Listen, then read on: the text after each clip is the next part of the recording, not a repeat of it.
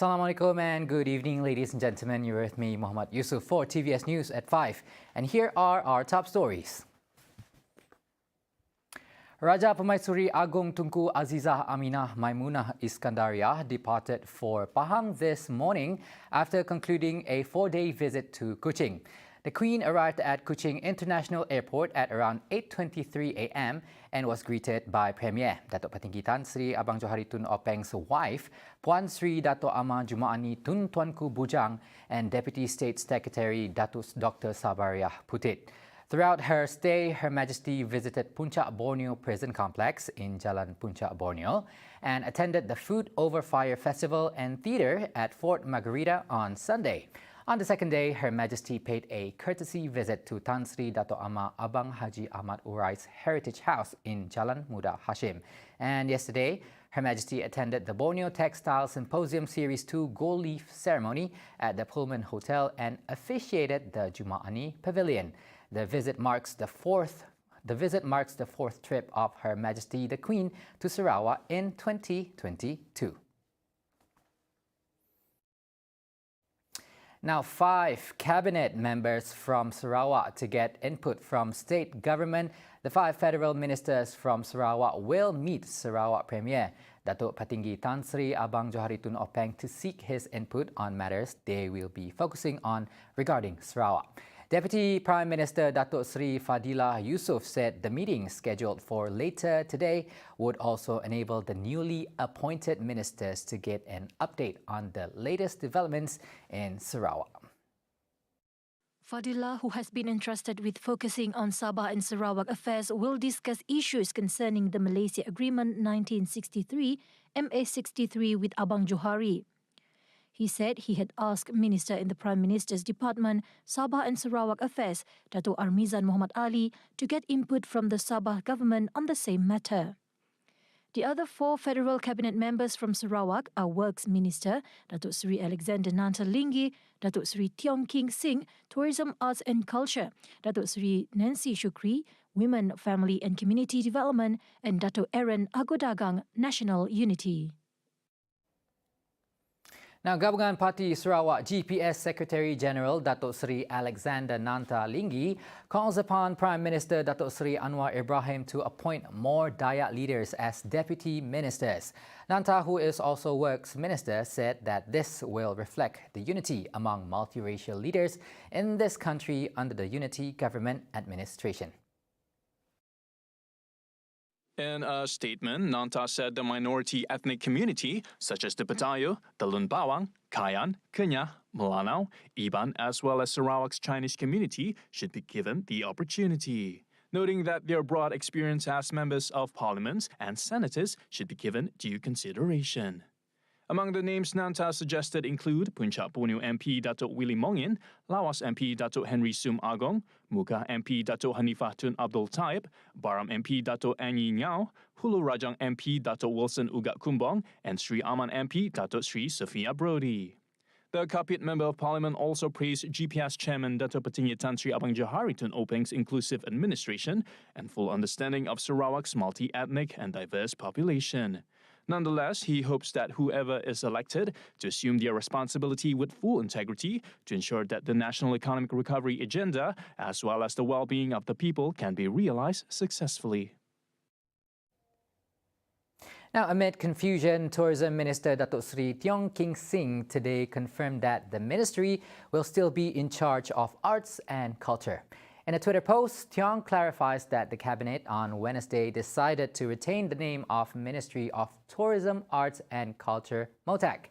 Tiong said arts and culture are 2 important national treasures and thus the ministry will continue to uphold the country's arts and culture as well as giving due recognition to the role of cultural activists and artists in the country by reintroducing the National Art Award. Earlier, arts and culture portfolio was apparently missing from the cabinet lineup announcement by Prime Minister Datuk Sri Anwar Ibrahim, prompting speculation as to which ministry would be in charge of it.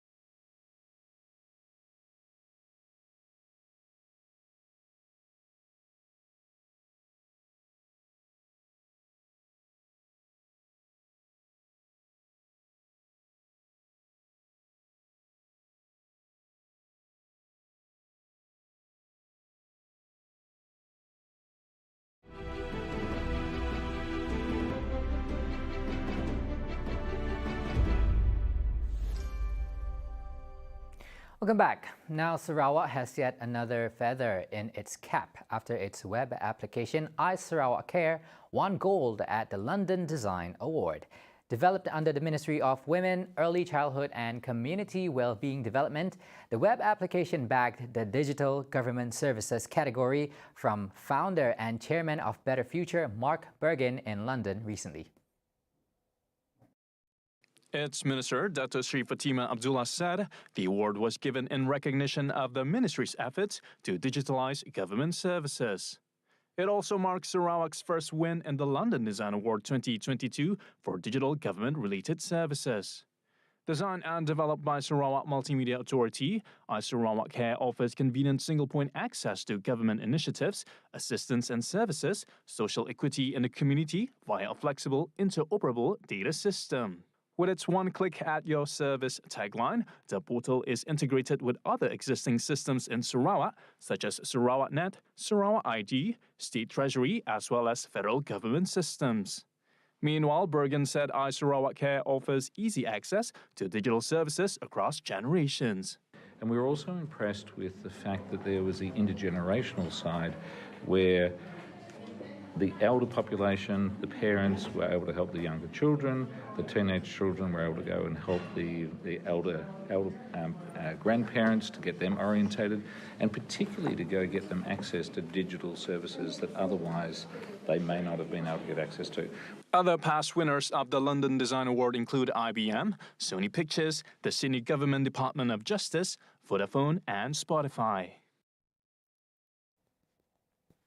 Now, after 2 years of hiatus due to the pandemic, the Sarawak International Four-Wheel Drive Jamboree 2022 returns to enthrall off-road four-wheel drive vehicles enthusiasts. The four-day event will be held from December 13th to 16th in Miri. Deputy Minister for Tourism, Creative Industry and Performing Arts, Dato Sebastian Ting, said the Jamboree will take participants through Sarawak's off-the-beaten track. Objective is to show our participants, both local and international, what great outdoors Sarawak has to offer with our diverse and rich culture, making Sarawak a major eco-adventure destination. With the support of my ministry, tourism ministry, local governments as well, and also relevant authorities, especially police, immigration and custom, and also our resident office here at Banio. Now we hope to make this event with a very big impact, creating and generating micro-economy opportunities for New South areas in the future. The event attracted 136 four-wheel drive vehicles with 350 participants from Malaysia and abroad, such as Brunei, Indonesia, Singapore, Germany, Canada and Hungary. And we'll see participants driving 500 kilometers across Miri, Baluru, Marudi, Baram and Talang Usan. Ting added, the event will serve to promote Sarawak through adventure sports. 4 contestants will sing it out at the final stage of Getaran Jiwa or GJ to win the title as Getaran Jiwa winner for the first season. From over 40 participants, the final stage will see Arwel Ariel, Amim Santania Ramli and the only finalist from Sarawak, Afif Tenor, battling it out for one last time at MBKS Stadium. All geared up and ready for the show, Arwel Ariel, the sole contestant from Selangor, finds it hard to rearrange a classic tune from P. Ramlee. Additionally, he doesn't want his performance to overshadow the original version of the legendary singer. Untuk lagu solo, saya mendapat lagu, kita boleh reveal, which is semua dah tahu. Saya dapat lagu Di Manakan Ku Cari Ganti. Lagu tu lagu yang berat, lagu yang serius. Memang konsep pertandingan ni kita nak kena keluarkan kreativiti untuk rearrange, tapi memandangkan lagu tu yang begitu strong dan lagu tu yang memang dah establish, maksudnya orang semua dah tahu konsep lagu tu ballad yang penuh dengan feeling. So saya tak boleh buat terlalu banyak perubahan. For the battle round, Arwel will face off against Santiana Ramlee. Dia dah ada kualiti suara yang jazz dan saya pula memang mencadangkan untuk membuat arrangement ke arah swing jazz macam tu. So dia agree lah, of course lah kan. So cuma sekarang ni macam mana nak make sure because of suara perempuan lebih tinggi daripada suara lelaki. So macam mana kita nak balancekan dia supaya suara saya tak tenggelam dengan suara Santiana. For Amim, becoming one of the finalists is like a dream come true. Hails from Johor, he is blessed to have the chance to re-enter the final stage through GJ kembali. Okey, masa tu memang terkejut lah, Alhamdulillah lah. Sebab masa dapat tu, keputusan tutup pukul 12 malam kan. Lepas tu, selepas 12 malam tu akan saya di-call pada pukul 1 lebih macam tu dan kena packing-packing besoknya dah fly ke sini. Yang peserta lain pun macam berlumba-lumba nak menang, dah vote tu kan. So, tiba-tiba saya dapat, Alhamdulillah, memang bersyukur sangat-sangat. And then bila GJ kembali tu, saya pula dapat pergi ke final. Itu lagi, Alhamdulillah, memang bersyukur sangat-sangat. However, Amim strives to overcome the challenge of the final stage. Okey, untuk lagu solo, macam saya dapat lagu yang rancak tau. Okey, lagu tu pula macam lagu tu lagu rancak tetapi lirik dia adalah sedih. Okey, macam saya pula, saya adalah penyanyi ballad dan ataupun R&B. Okey, biasanya saya akan menyanyi lagu yang slow lah. Tetapi lagu ni rancak. For the battle round, Amim will be paired with Afif Tenor. The champion for the first season of GJ will take home 30,000 ringgit cash and a trophy. And that's all the time we have for TVS News at 5. Once again, my name is Muhammad Yusuf. Assalamualaikum and have a good evening ahead.